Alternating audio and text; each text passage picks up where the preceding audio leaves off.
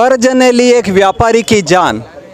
नमस्कार दोस्तों, मैं हूं पवन नाहर और आप देख रहे हैं पीएन वॉइस। प्रायः करके ये देखा जाता है कि किसान कर्ज में डूबे होते हैं और वो आत्महत्या कर लेते हैं, लेकिन कभी कभी स्थितियां बदल जाती है और व्यापारी भी किसानों के या व्यापारियों के अन्य व्यापारियों के दबाव में आकर आत्महत्या कर लेते हैं। मामला थानला का है।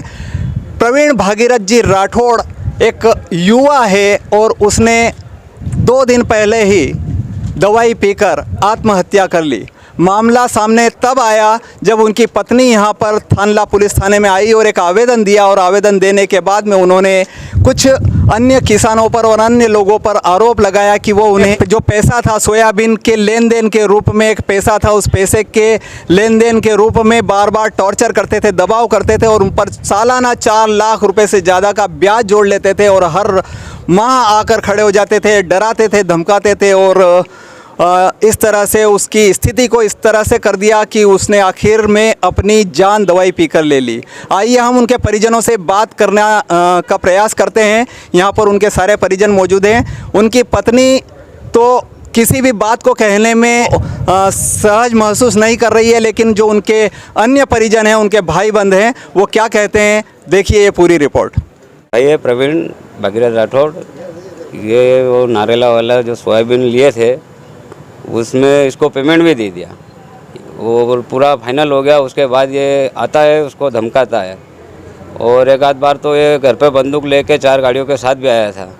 वहाँ पर भी झगड़े कर रहे थे। उस टाइम पे मेरी मामी ने बीच में बचाया भी था, फिर ये चले गए थे। उसके बाद इसको बार बार टॉर्चर कर रहा था। ये आता है, इसका पेमेंट देने के बाद भी ये 3-4 लाख रुपए सीजन में आता है और 4 लाख रुपए ब्याज के लिए उड़ता है और वो पैसा ऐसा कैसा ही रहा है। और उसके बाद पैसा मैं भी दे के आया हूँ, मेरे साथ एक और काका है वो भी उनके साथ दे के आए। एक बार सोयाबीन की गाड़ी भी इसको रिटर्न पहुँचाई थी 250 कट्टे भर के। इसने बोला था मेरा सोयाबीन वापस दे दो, तो वो सोयाबीन भी वापस पहुँचा दिया था। 2 लाख रुपए वो संजय राठौड़ करके था, वो शांत हो गया, वो दे के आया था। 24 लाख की लेन देन थी। कितने दे दिए थे उसमें? उसमें पूरा पैसा दे दिया था। वो पैसा दे दिया था पर उसका पैसा इसलिए ख़त्म नहीं हो रहा था कि वो 4 लाख रुपए सालाना ब्याज जोड़ लेता था। अब हमारा तो भाई चला गया है। हम चाहते हैं कि इस पे कार्रवाई हो और हत्या की धारा भी लगे। वो पेमेंट पूरा दे दिया हमने, उसके बाद भी परेशान कर उनके बाद भी हमको परेशान करना, टोटल करना बहुत।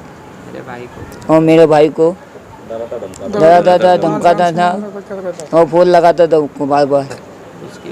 उसकी वजह से ये हुआ। अरे बामनिया के पास भी रहता है, नारेला गांव में, छोटा सा वहाँ मामल थे। आनंद पिता तेंतिंग राठौड़। तो पेमेंट अपना था 24 लाख रुपये था। सोयाबीन का मांगता था टोटल पेमेंट पूरा दे दिया। पेमेंट पूरा दे दिया, ऊपर टुकड़े भी दे दिए।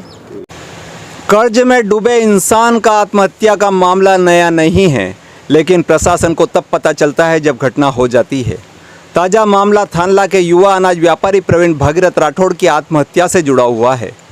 घटना में प्रवीण की पत्नी ने पुलिस थाना थानला में आवेदन देकर बामनिया के भामल में रहने वाले आनंद सिंह पिता चैन सिंह राठौड़ पर गंभीर आरोप लगाते हुए उनके द्वारा डरा धमका कर जान से मारने की धमकी देकर पैसे ऐंठने का आरोप लगाया है। मामला 2016 का है, जब प्रवीण ने करीब 24 लाख के सोयाबीन आनंद सिंह से लिए थे, जिसके एवज में विभिन्न किस्तों के माध्यम से 2 गुना राशि प्रवीण और उनके परिवार भागीरथ राठौड़ और ये सभी भर चुके हैं।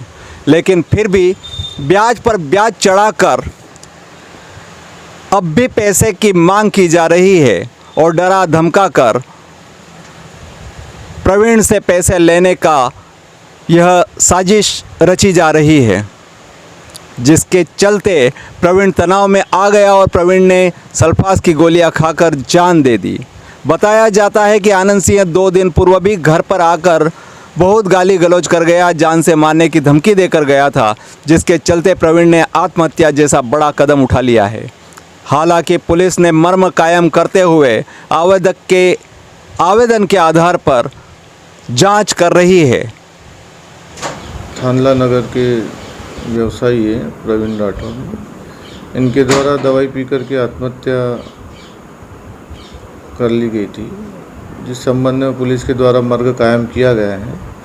आज इनकी पत्नी के द्वारा एक आवेदन पत्र प्रस्तुत किया है, जिसमें इनके द्वारा बताया गया है कि इनके पति के ऊपर कुछ व्यावसायिक कर्जा था, जिसके कारण जो उधार ले रखा था उन लोगों के द्वारा दबाव बनाया जा रहा था। उस संबंध में इनके द्वारा शिकायती आवेदन पत्र दिया गया है।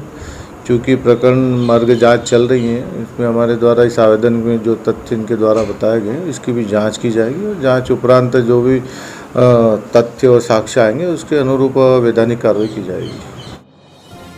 यदि आपने हमारे इस चैनल को अभी तक सब्सक्राइब नहीं किया है तो नीचे दिए गए लाल बटन को दबाकर बेल बजाइए व ताज़ा व आपसे जुड़ी जानकारी पाइए। खबर पसंद आने पर इसे लाइक और शेयर करना न भूलें।